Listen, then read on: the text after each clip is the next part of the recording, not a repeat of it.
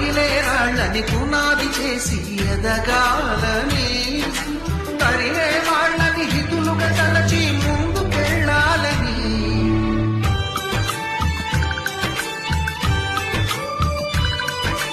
కన్నుల నీటిని కలల సాగుకై వాడుకోవాలని,